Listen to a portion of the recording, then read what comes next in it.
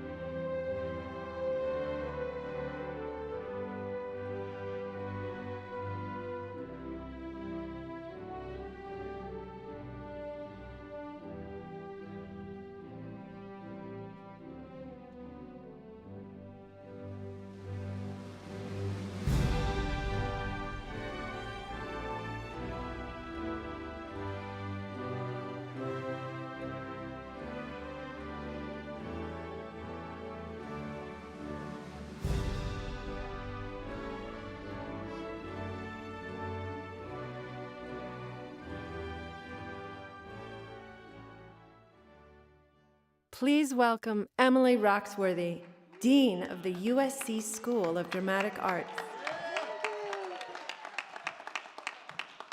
Please be seated. Good afternoon. On behalf of the faculty and staff of the USC School of Dramatic Arts, it is my distinct pleasure to welcome you all, family, friends, and graduates, to the 2022 USC School of Dramatic Arts Graduate Commencement Ceremony.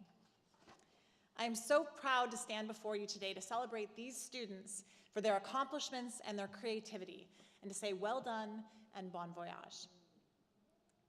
For that's what I know is ahead of you, a great journey. Your graduate studies have come to an end. After today, you will no longer be students, but your future begins today. And I have confidence that you are ready to face that future, and that you are ready to turn challenge into success and success into triumph. I'm going to start our day by thanking the excellent and talented faculty, some of whom are here with us today, who have guided you through these years. I would also like to acknowledge the entire staff of the School of Dramatic Arts, not only for helping all of you on your journey to get to today, but for supporting your artistic growth. Yes.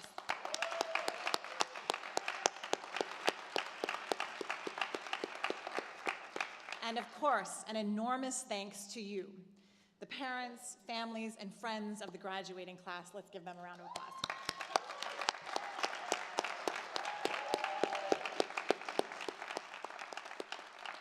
We are enormously grateful for the belief and support that you have given our students, and we couldn't have done it without you.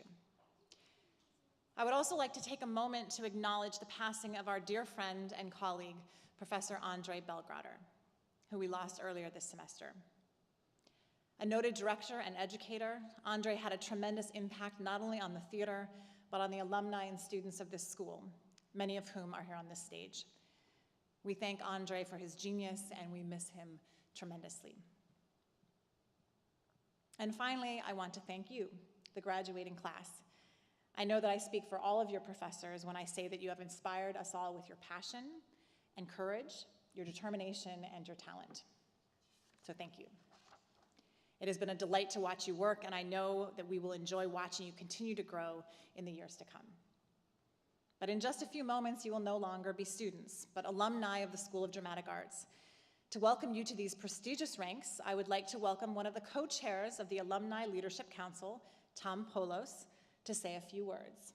Come stand next to me, Tom, while I embarrass you. Tom Polos received his BFA in 2010 and is an Emmy Award crashing spokesperson, content creator, and consultant. I don't read it nearly as funny as you write it, but I try. Tom's work in one form or another has appeared on every national broadcast network in North America, and he has proudly been the face and voice of many brands, including the largest telecommunications company in the world, AT&T. The New York Times once said of his performance as a drummer that Polos, quote, lost his rhythm. He was in 5th grade, and we'll never forget this. Welcome, Tom.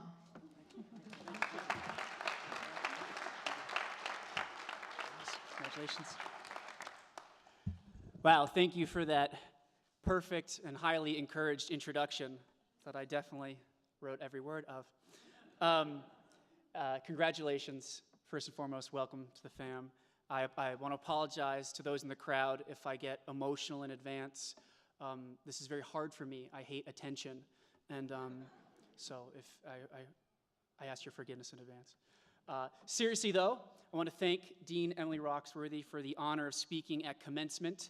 As I've said before, and I'll say it again, you can't spell commencement without me. So, actually twice, me's in there twice.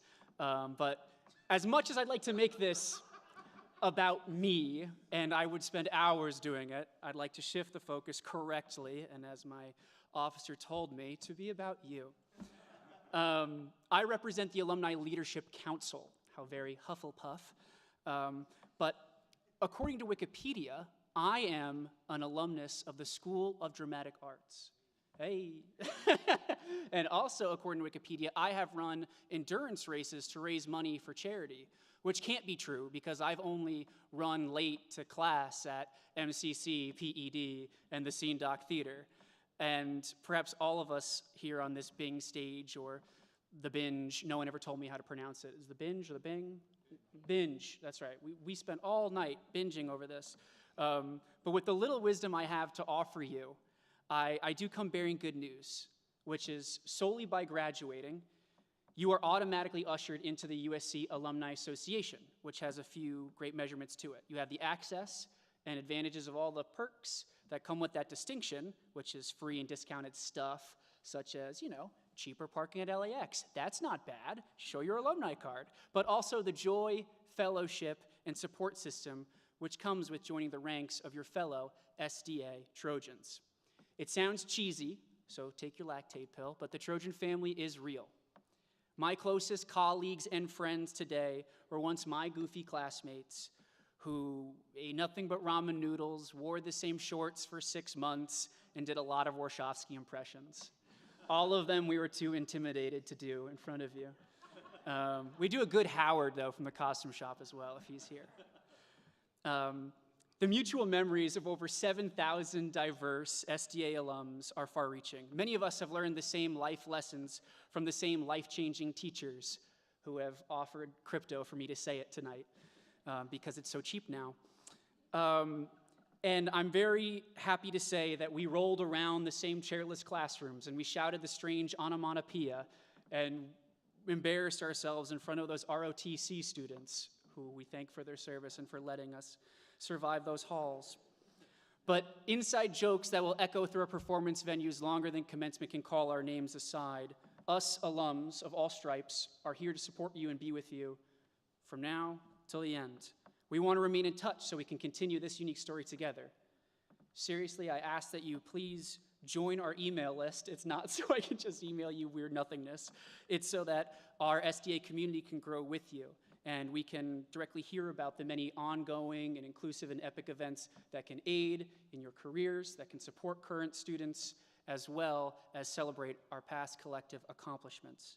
USC School of Dramatic Arts, under this tremendous leadership we are so lucky to have, Emily Roxworthy, continues to be the epicenter for community-driven storytelling in the entertainment capital of the world, and you guys are the obvious next chapter. Sincerely, I'm excited for you. I've always been awestruck by your program, the devotion, the talent, the commitment it takes, the skill you have that I can just sit back and watch and applaud. You guys are a marvel, and especially these past few years, I believe your degree means so much more this than any before. Again, I'm not here to offer you wisdom, just a good-looking reminder that alma mater translated means generous mother. And now, we all got the same mom. So, who I hope unblocks me from Twitter soon, she's very rude. Happy belated Mother's Day to all. Congrats to the parents and grandparents and everyone who's here. And in case you guys haven't heard it, because no one ever says it on this day, I'll say fight on. Have a good one, guys. Congrats. See you on the freeway.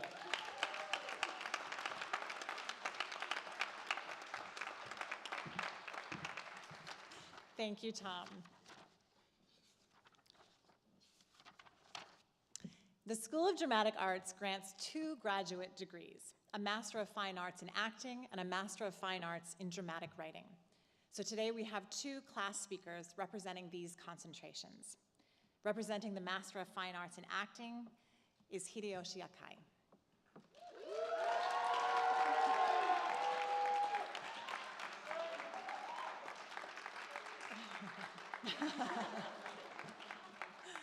Hideyoshi Akai is a Bowdoin College graduate who majored in religion but somehow ended up at the USC School of Dramatic Arts MFA acting program straight from undergrad. He used to believe that acting was an easy way to attain fame, wealth, and attention. After 3 years of intense physical, emotional, and professional training, he is more humbled and actually appreciates and loves the craft of acting. He does not have many credits to list as of today, but he hopes that he goes on to have a prolific career so that one day his bio is a lot longer than it needs to be. Please welcome Hideyoshi.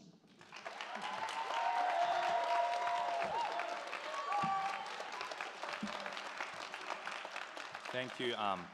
Thank you so much, Emily.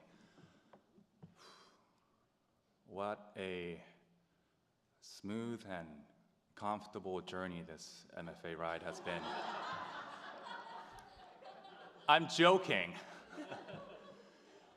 Class of 2022, congratulations. I want to give us a round of applause. Congrats. You know, I thought I was gonna be that Japanese guy who just modestly thank everybody and kind of deflects compliments, but no, today, I packed my humbleness in a box and I shipped it to Japan where it belongs. Because arrogance and impoliteness are virtuous in America. I'm just joking. But because I really believe we earned this moment and we deserve to celebrate. So once again, class of 2022, congratulations. And when I say class of 2022, it of course includes Lauren Murphy, who is leaving with us, and it is heartbreaking, but we wish you the best.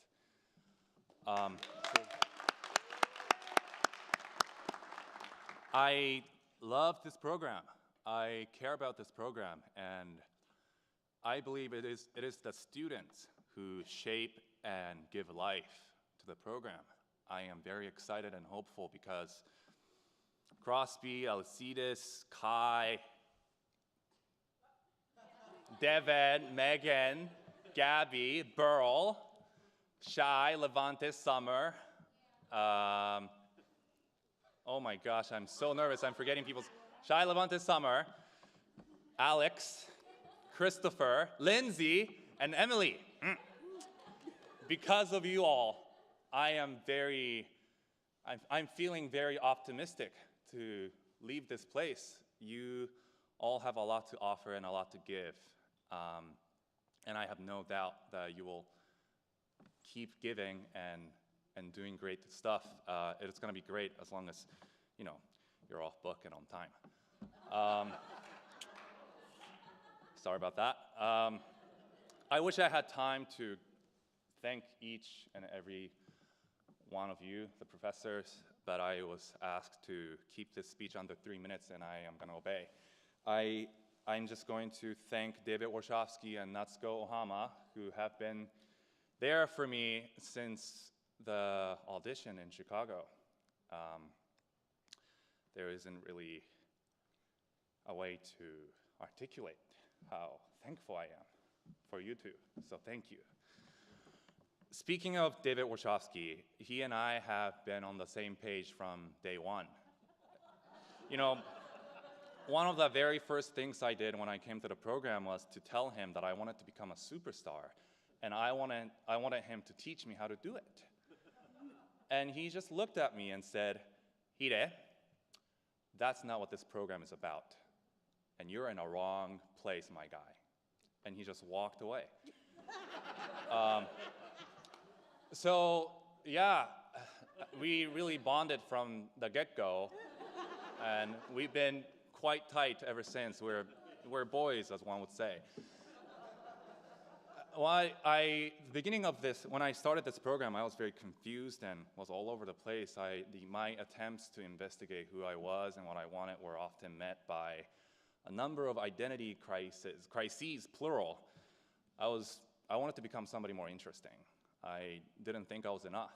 And there were times I just wanted to cry, and I did. And amid all that, a global pandemic started, just in time for my second year. And I think a lot of things went out of control from that point on. Hospitals were packed, police brutality, Asian hate, wildfires, earthquake, hurricanes, my God! Oh my God, and I got to a point where I told Natsuko, I can't do this anymore. There are so many things happening in this world, and I'm by myself in my room talking to you on computer. This is not what I signed up for. And Natsuko responded even more passionately. Hide! Listen to me! I didn't sign up for this either! This sucks! But we have to keep going. And so that's what we did. We kept going. And I am so incredibly proud of us for that. The amount of sacrifice and the number of adjustments we had to make were immeasurable. Nevertheless, we kept finding ways to keep creating and collaborating. And one might ask, why are you acting? Why are you writing? We are in a global pandemic. Don't you have more important things to do? And I would respond, especially in a time like this, we have to act.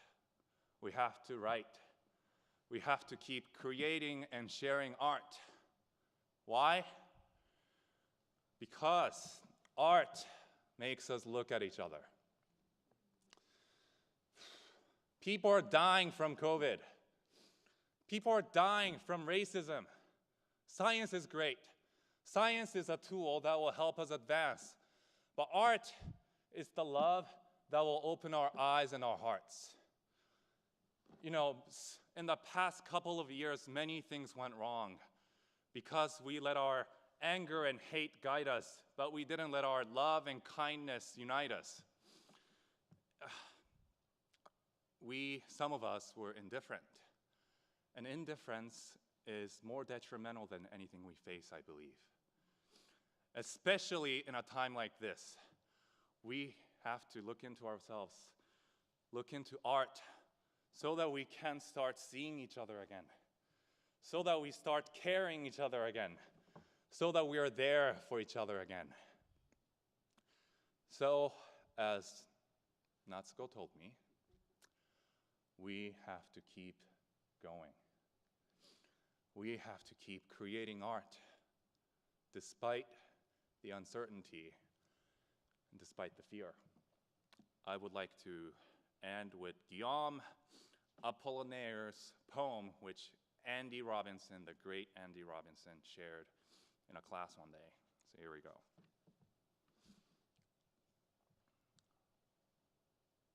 Come to the edge, he said. We can't.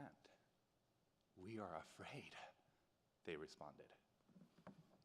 Come to the edge, he said. We can't. We will fall, they responded.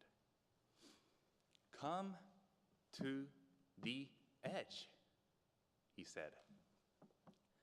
And so they came, and he pushed them, and they flew. Thank you, everybody. I appreciate you all, and according to my watch, that was under 3 minutes. Thank you so much. Congratulations, class of 2022.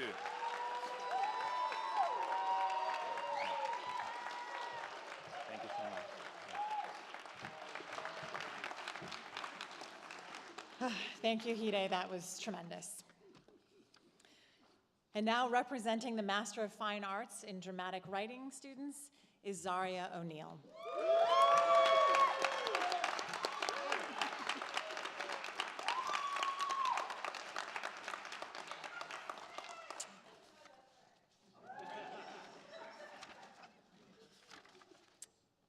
I really want to read your bio, Zaria, and it is not appearing in my book. I may not be introduced. I know. Everybody knows you already. You're a legendary. You require no bio. And it is not in my book, and I'm very upset about that.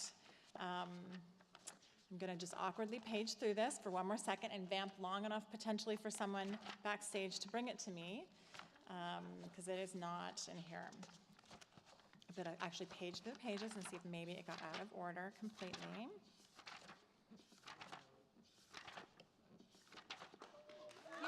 Oh! Thank you very much, Grafton.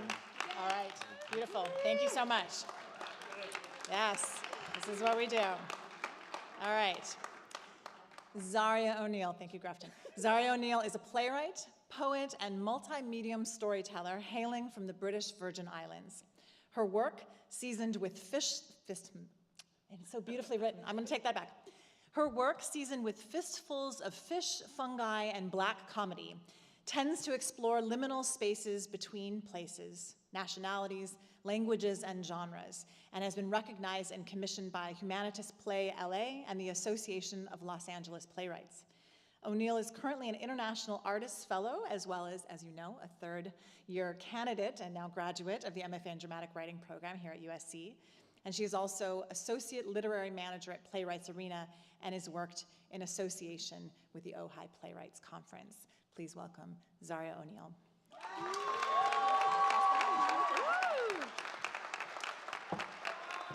Hello, hello. Hi. Repeat after me. Then I was. Now I am. Then I was. Now I am. When I was first asked to do this speech, I had a concept. What is the job of theater in times of disaster? What is a writer? What is a pen? It was gonna give Desmond Tutu meets Winnie Mandela meets Dominique Morisseau, and you were all gonna cry. And at the center of it all was this intense burning building metaphor, something about how writers have to look back at the flames. But then I remembered that there are actual people who run into burning buildings that save lives. And that after 3 years of calamity, the last thing any of us in here need are more cliches. I don't need to recap the series of unfortunate events that began in 2020. We made and are making it through 3 years where it was and is somehow even harder to be an artist and worse still to be a theater artist. The jokes we made in Ubers about our professions got sadder and sadder. Sometimes I just lie. I told one Uber driver I was an engineer. He was so proud of me.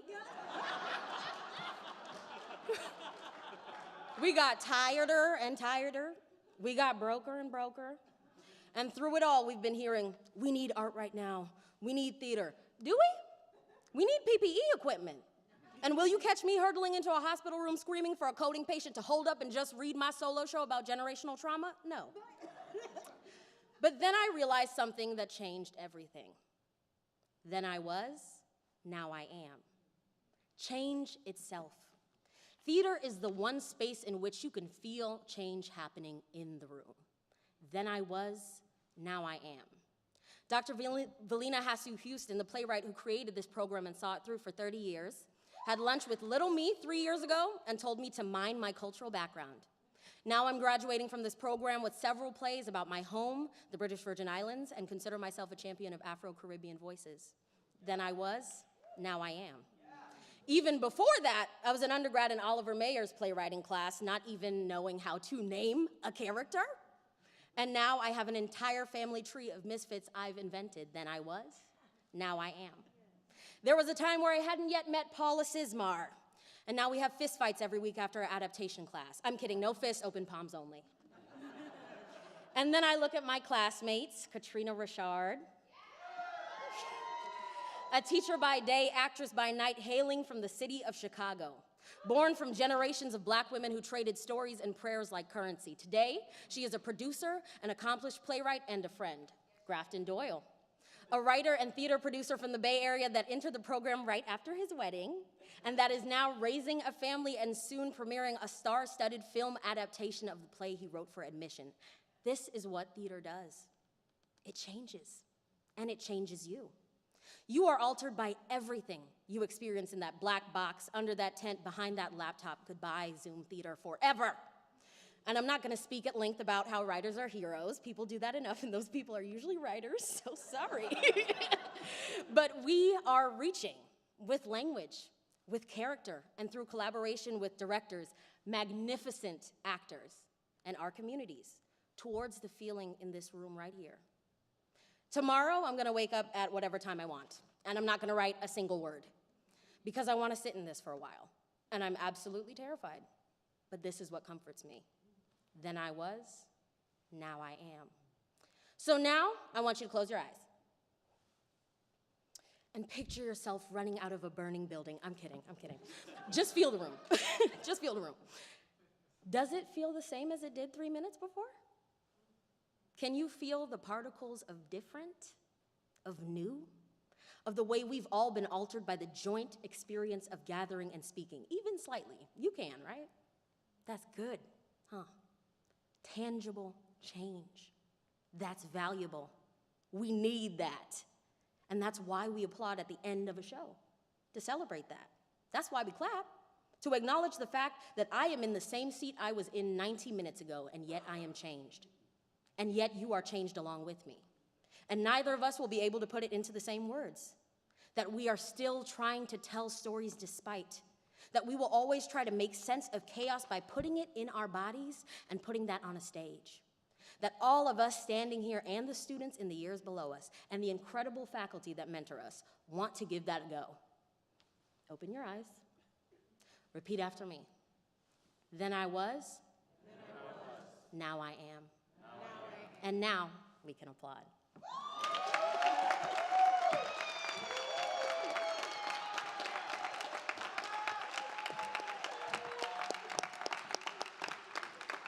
Thank you, Zaria. That was profound and moving. I now have the great pleasure to introduce to you our commencement speaker, Charlene Woodard.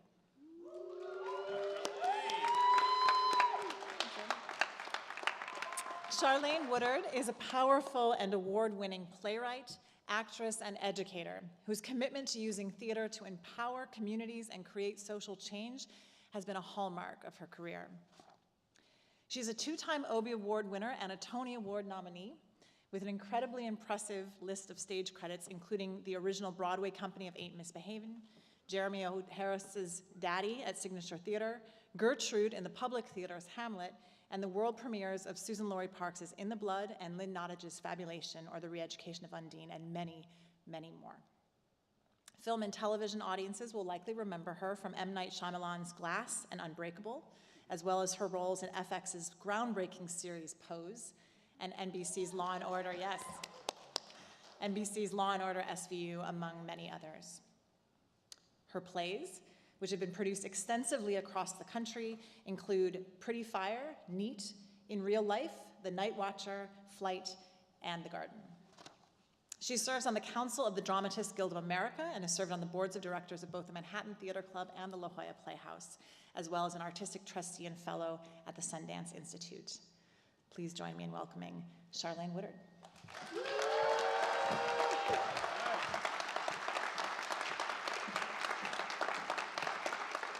Good afternoon, and thank you for this incredible honor. To the faculty, distinguished guests, friends, and most importantly, to the USC School of Dramatic Arts class of 2022 MFA actors and MFA dramatic writers.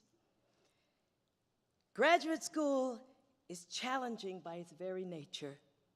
However, this extraordinary class of 22 had yet another challenge, a life-altering, life-threatening hurdle.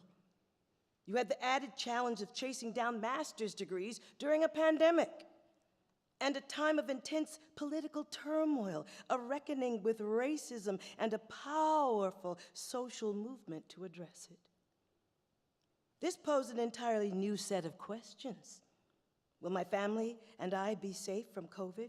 Will school continue? If school continues, how on earth will that happen? What would my work look like? And then some of you ask yourself, should I sit this year out? Will the pandemic be under control in another year? Will I even have an actual graduation? The devoted, dedicated faculty made the adjustment and helped you all move forward in order for us to celebrate you today in the flesh live. They were determined to provide the tools each of you needed to realize your full potential so that you could answer the call. You're all here today because you are answering that call. A strong impulse or inclination, it's a summons. I'm sure most of you have felt this calling as children. When you entertained relatives at family gatherings, felt it when you sang your first solo in chorus or church, standing at the bima, reciting Torah for bar mitzvahs and bat mitzvahs. You felt it. You felt comfortable. You were home. And it seemed as natural to you as it was to eat a bowl of ice cream. Your calling. It puts you in the club, a society of brothers and sisters who carry on the tradition that Thespis created millennia ago when he was compelled, or perhaps directed, to step out of the chorus into the space of that marvelous light and speak. It started there, and now the baton has been passed on to you.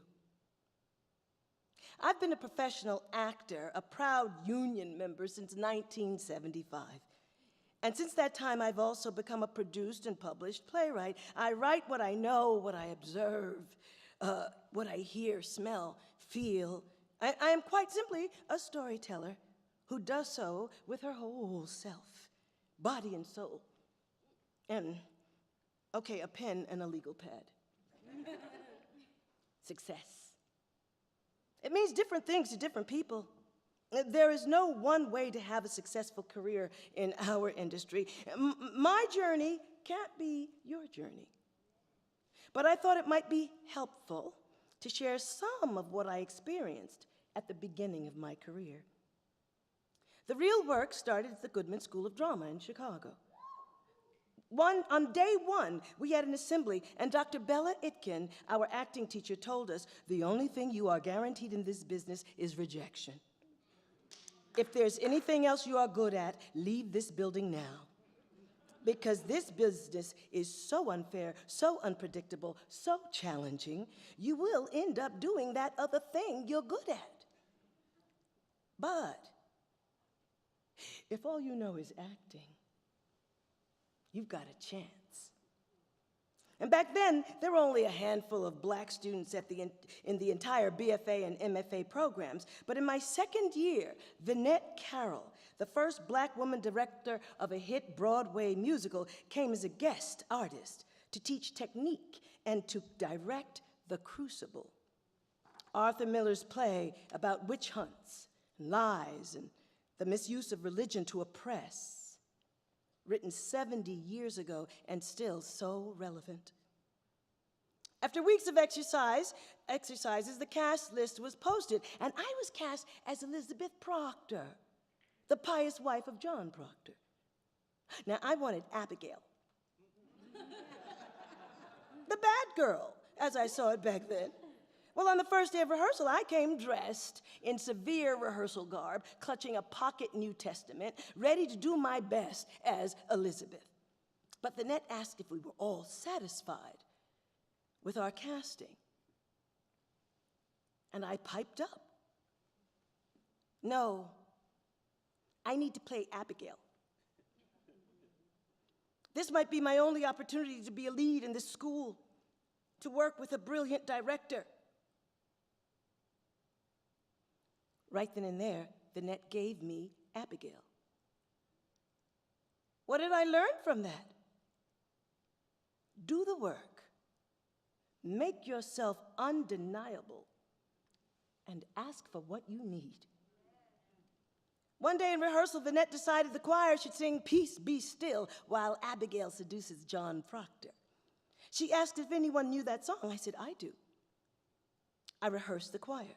Whether the wrath of the storm-tossed sea, no demons or men or whatever it be, no water can swallow the ship where lies the master of ocean and earth and sky. They all sweetly obey your will.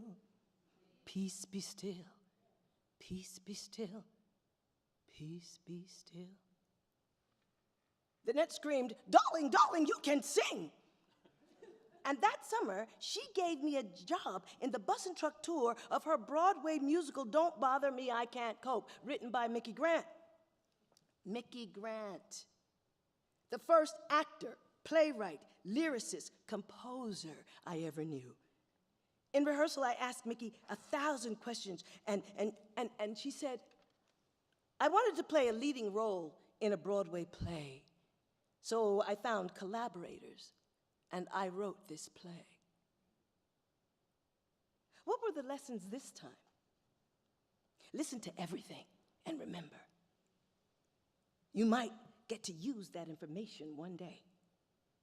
Also, expect miracles. And nothing can hold you back but your own self-doubt. Don't you know that song, Peace Be Still, led to me working in original musicals for the next 15 years, all because I came to town with that one musical credit and a union card. But let me tell you, no work is more joyful. And at the same time, no work is more difficult than singing 32 songs a night, 8 shows a week, with only my Arthur Lessack training to fall back on. But fall back I did, and the training caught me. And what was the lesson learned? In spite of challenges, keep learning new things. There will always be challenges, but without conflict, there's no story. The legendary tennis champion Arthur Ashe said, be where you are. Use what you have. Do what you can. After a while, I decided to turn the beat around and work with words and no music, so I left New York City for LA. I took every musical credit off my resume and made it look as if I had just gotten out of drama school. Immediately, I was offered sitcoms. Now, that wasn't my plan, but I said yes. Yes to everything, knowing action begets action. I struggled, okay.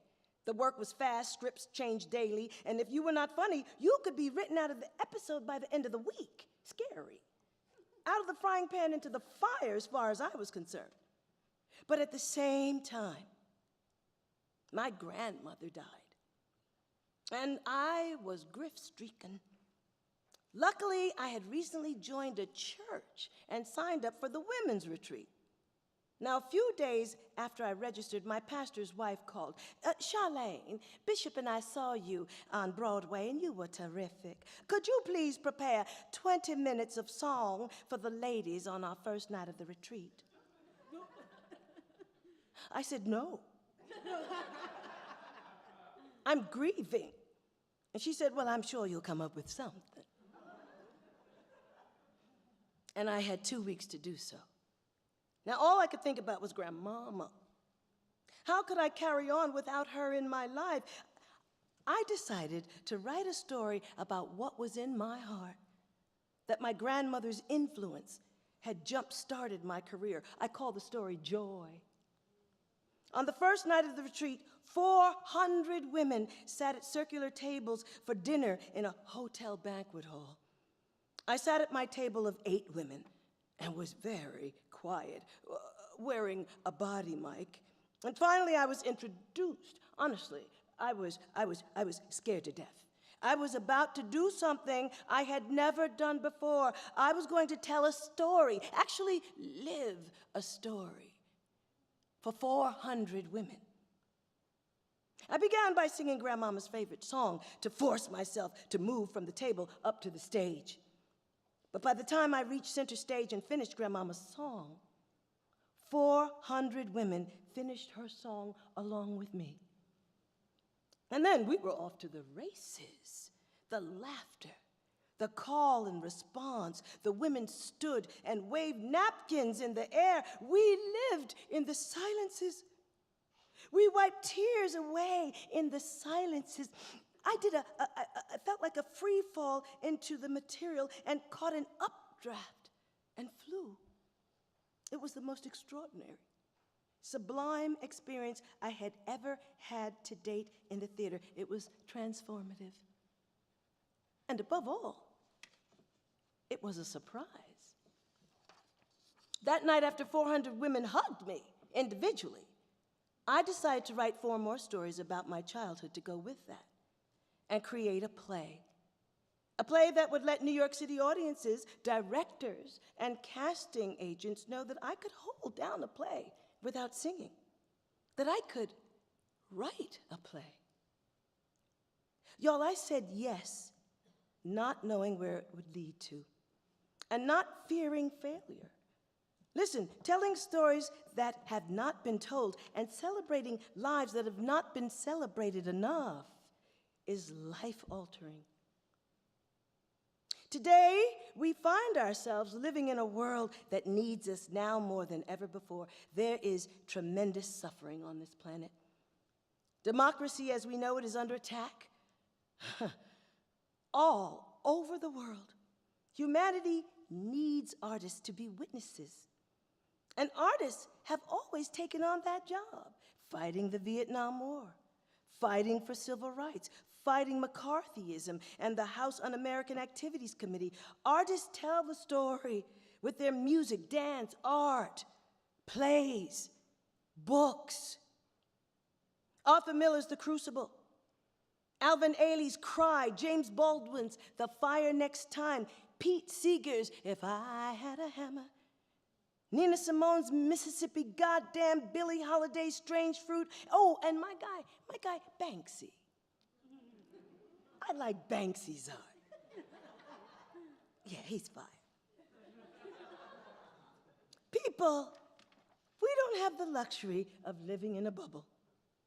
It is our responsibility to observe it all, to be a part of all of it, examine all sides of the issues we deal with in our complicated lives, our changing world.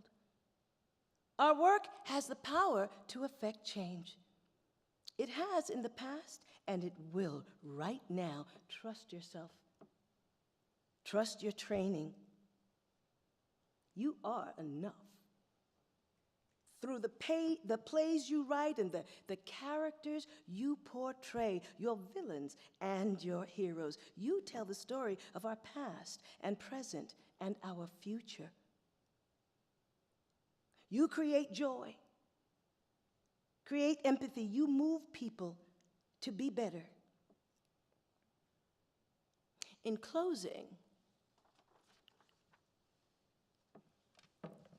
I'm going to close the way he ain't close. Come to the edge. We might fall. Come to the edge. It's too high. come to the edge. And they came, and they flew. Congratulations, class of 22. Step into that space of that marvelous light and speak. Thank you.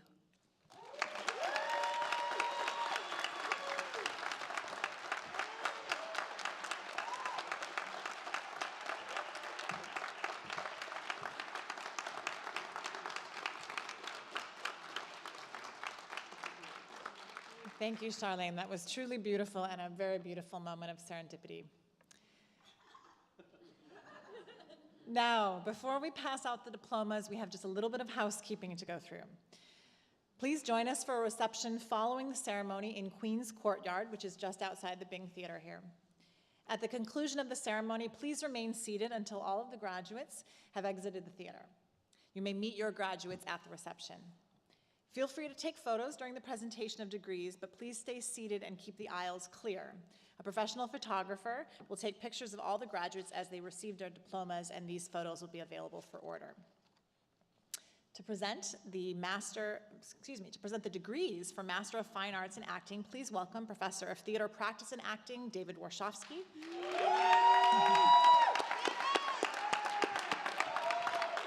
And Professor of Theater Practice and Voice, Natsuko Ohama.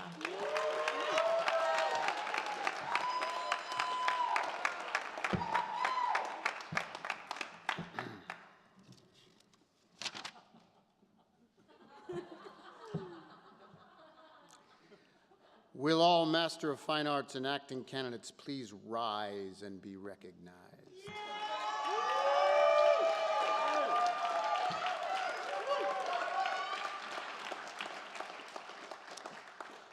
Presenting the candidates for Master of Fine Arts in Acting. Master of Fine Arts candidates in row number 1, please remain standing. All others, please be seated. Here we go. Nicole Royster. Nicole is an Ava Greenwald Scholarship recipient. Nicole would like to thank her mother, friends, and mentors for their unconditional love and support over the years. Congratulations, Nicole.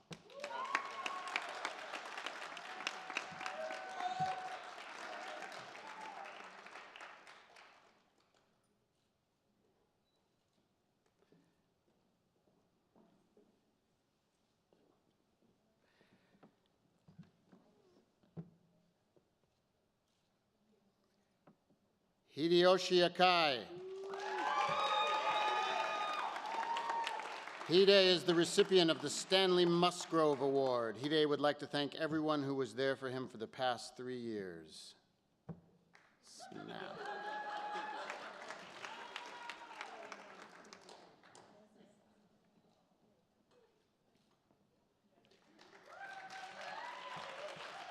Oscar Enrique Gonzalez Torres.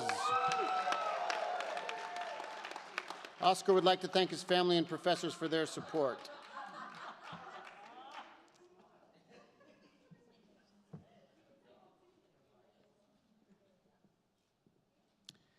Next up, Stephen Humes. Stephen would like to thank his family, the professors in the cohort. Special thanks to Oscar, Kumar, and Cameron for all the movie nights, the dice, the workouts, and the late night talks that kept them going this year.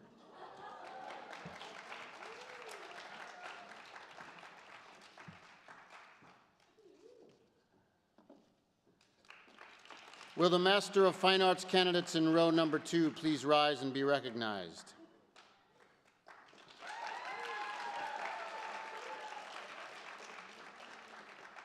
Cameron Murphy.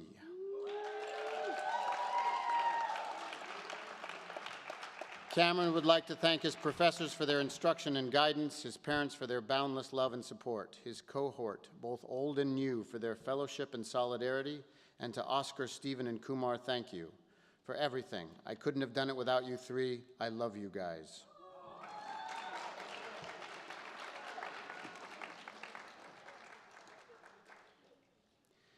John Stevens.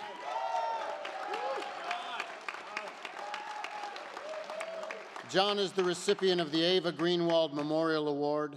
John would like to thank his family, friends, mentors, professors, and God for helping to get him to this moment.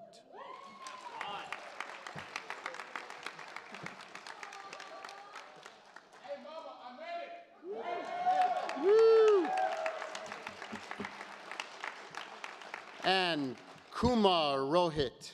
Kumar would like to thank his professors for their guidance, his parents for their support, and his cohort for being there for him every step of the way.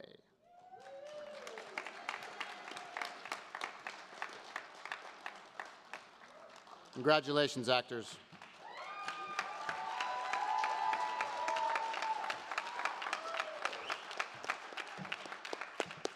Congratulations. To present the degrees for Master of Fine Arts in Dramatic Writing, please welcome Professor of Dramatic Writing, Associate Dean of Strategic Initiatives, Associate Dean of Faculty, and Director for MFA in Dramatic Writing, Oliver Mayer, and Associate Professor of Theater Practice and Dramatic Writing, Paula Sismar.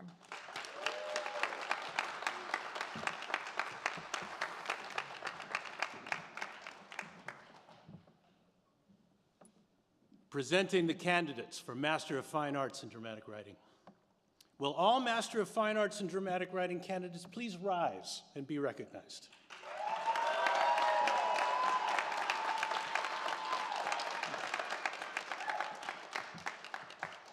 Zaria O'Neill.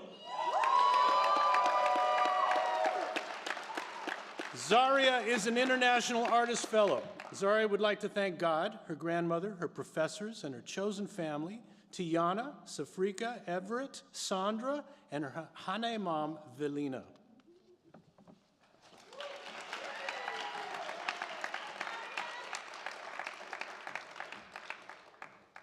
Grafton Barnier Reyes Doyle.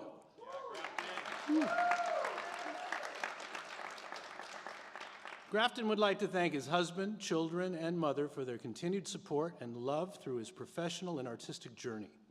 Grafton would also like to thank the distinguished dramatic and cinematic writing faculty for their endless pursuit of helping him cultivate his voice and talent.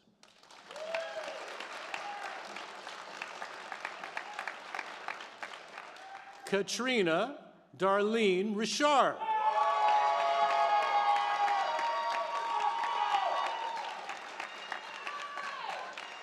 Katrina is a recipient of the Joan Bieber Playwriting Award. Katrina would like to thank her family and friends, including her cohort, Zaria, Grafton, and the year ones and twos, who've inspired and encouraged her through everything. She'd also like to thank Dr. Velina Hasse-Houston for her incredible leadership and mentorship, along with the rest of the faculty, Paula, Boney, Rodney, and Oliver. I love you all. Congratulations, class of 2022.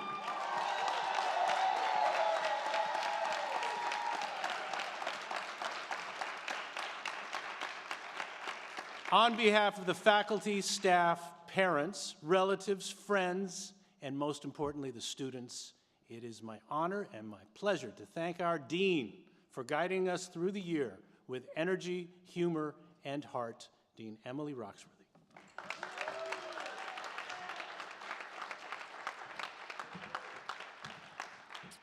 Well, this is it.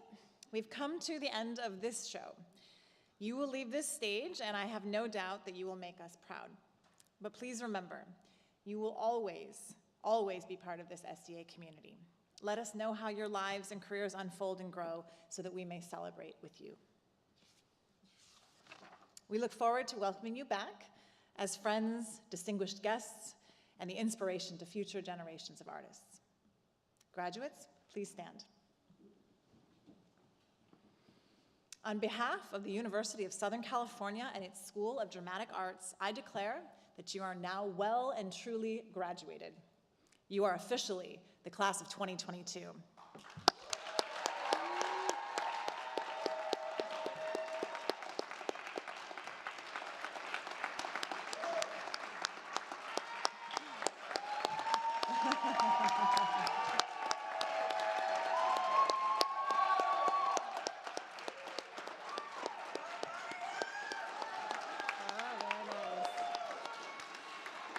don't think they're going to stop clapping, so I'm just going to say all the world is your stage. So go take it and fight on.